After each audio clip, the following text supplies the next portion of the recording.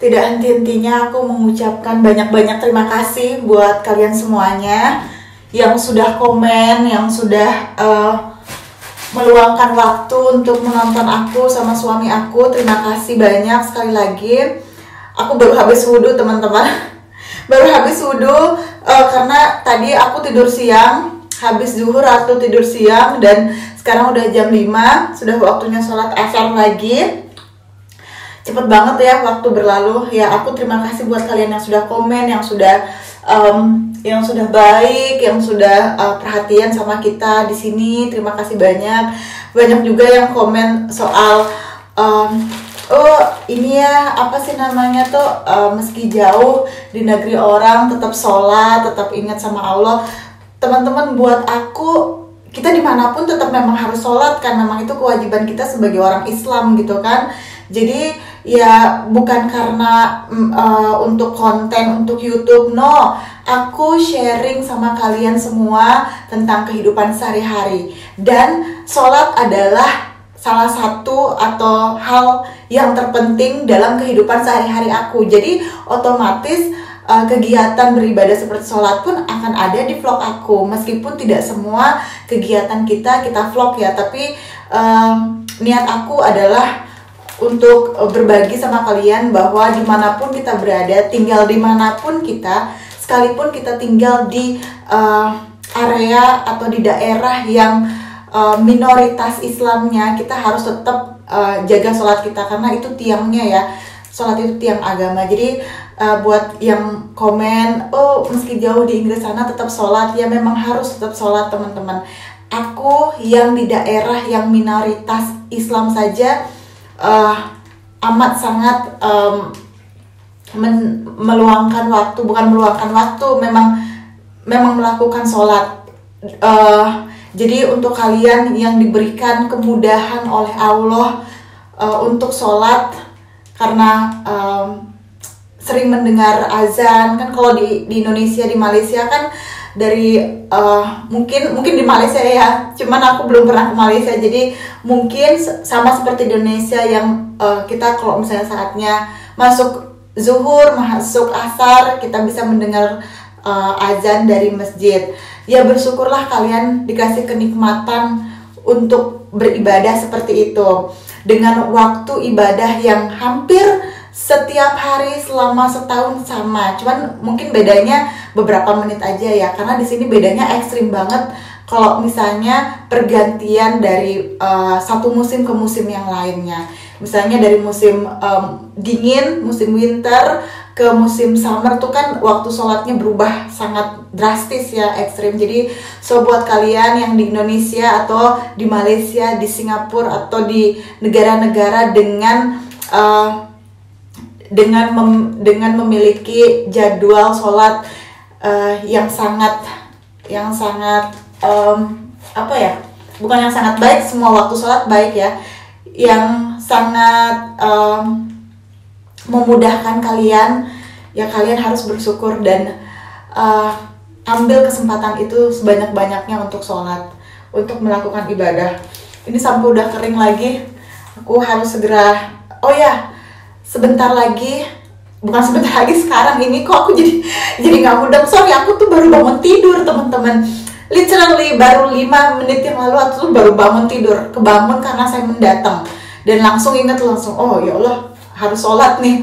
Jadi 2 hari yang lalu aku tuh bermimpi teman-teman. Aku tuh bermimpi didatengin oleh anak bayi laki-laki, dan di mimpi itu tuh bayinya tuh laki-laki, unyu, bule gitu ya wajahnya. Dan aku berpikir kalau seandainya aku tidak keguguran, memang semua udah jalan Allah ya, tapi aku tuh berpikir kemarin tuh, aku ngomong sama Simon, kalau seandainya aku nggak keguguran, if only I had no miscarriage, maybe our due is about this time. Mungkin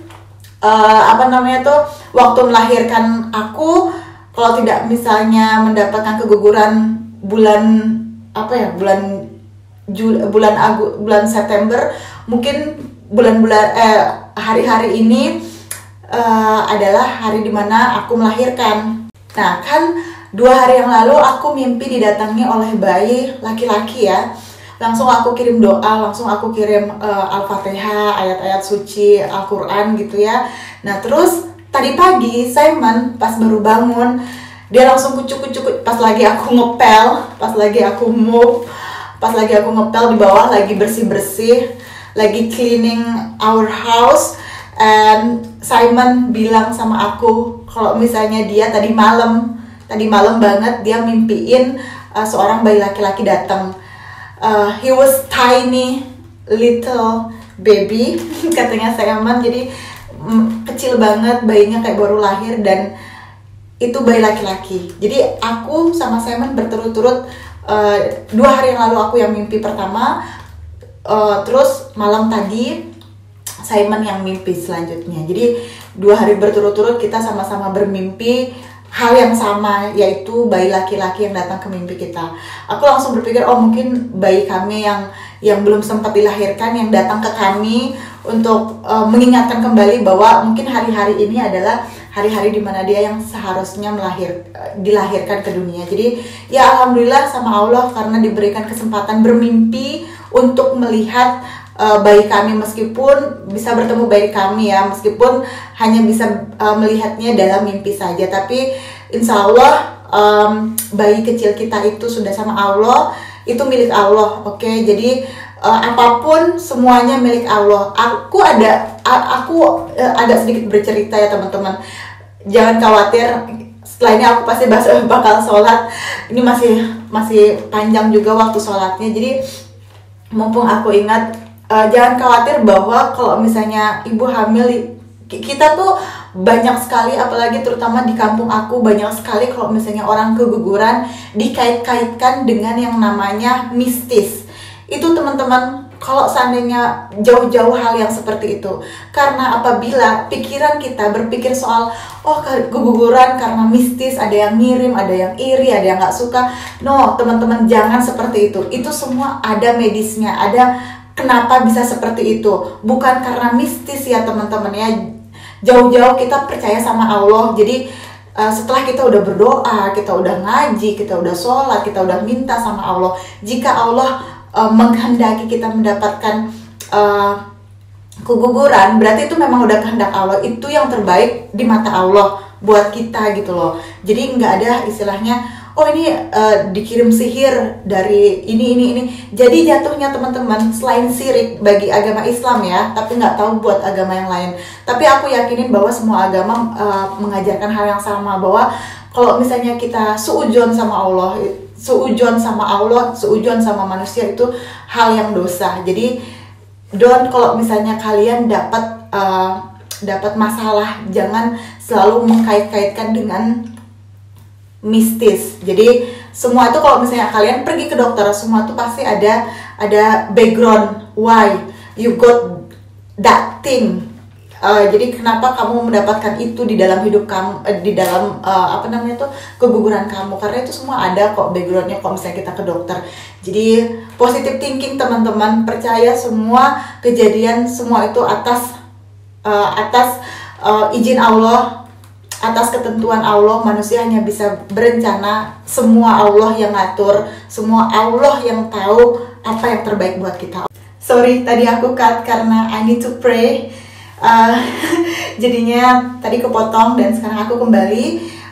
Setelah sholat jauh lebih tenang, jadi kita berbicaranya juga lebih enak, lebih santai ya teman-teman ya. Setelah aku mendapatkan setelah kejadian aku keguguran juga banyak sekali pertanyaan yang bertanya soal macam-macam. Misalnya kayak gini, itu aku bingung itu antara pertanyaan atau menyalahkan. Soalnya aku berani speak up seperti ini karena itu pengalaman aku ya.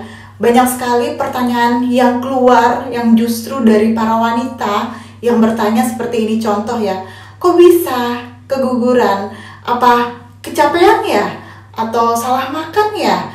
Atau begini ya, begitu ya? Jadi mereka yang tidak memiliki pengalaman keguguran tapi sok tahu bertanya, sok tahu menjas dengan pertanyaan yang menurut aku tidak pantas dan tidak sopan. Karena apa? Karena seorang ibu, khususnya ibu hamil, sudah pasti dia tahu bagaimana cara memprotek kehamilannya. Tidak mungkin kan kalau misalnya ibu hamil terus tiba-tiba pokoknya kayak gimana, geragas gitu kan, nggak mungkin.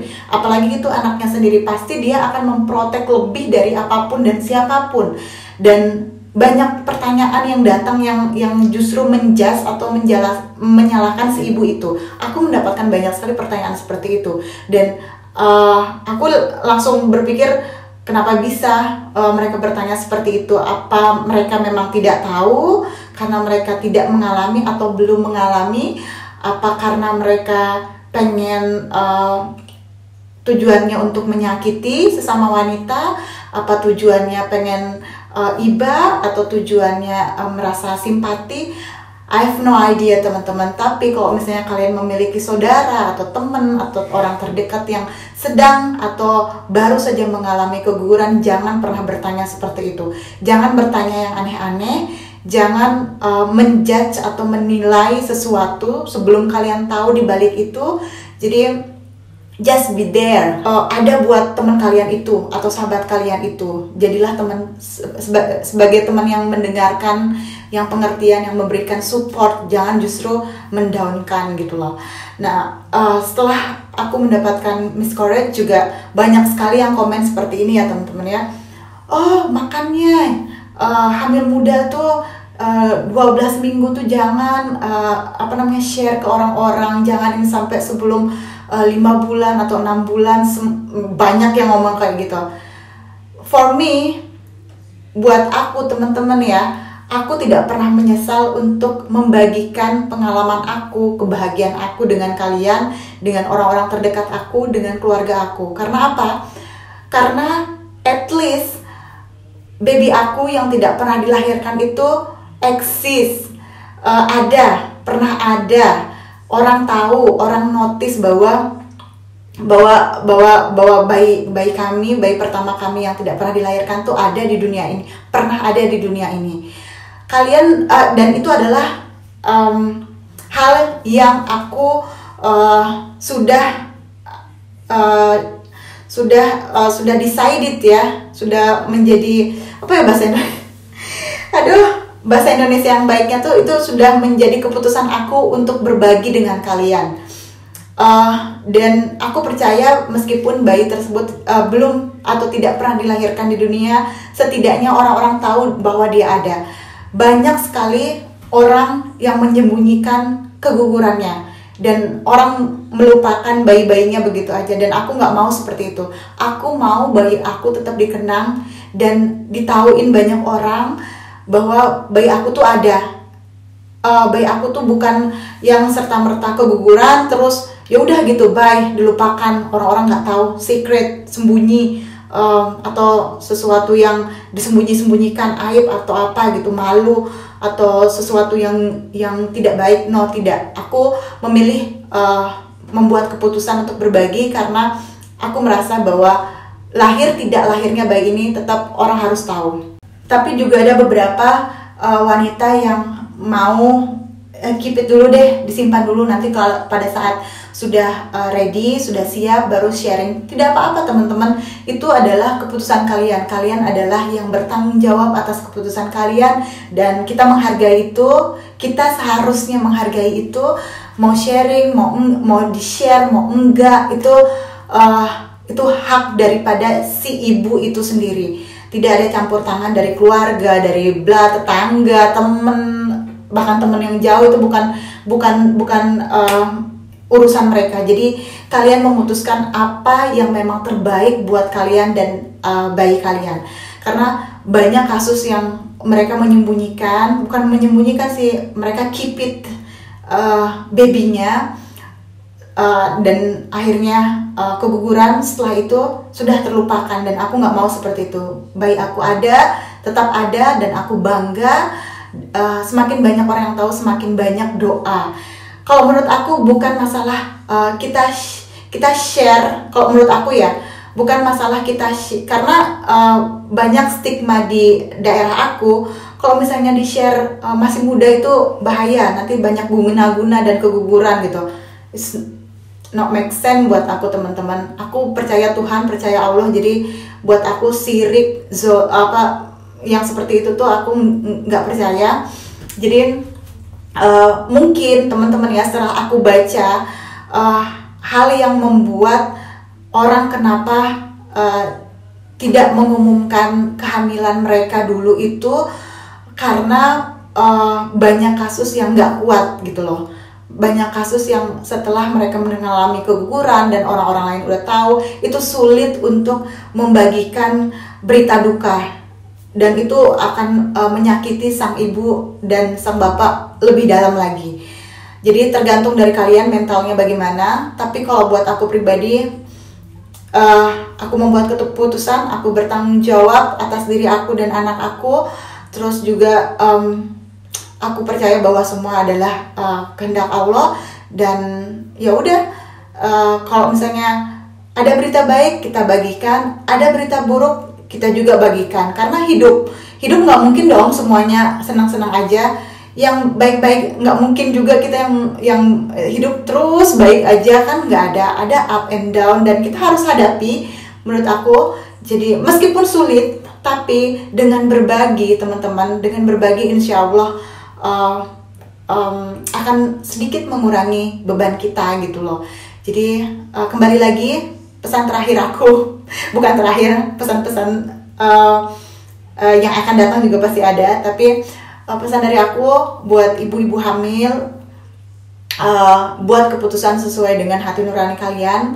Kalau misalnya kalian harus tetap tough, harus tetap kuat, jangan ngedengar kata orang, kata tetangga, kata temen yang bahkan nggak tahu hidup kalian.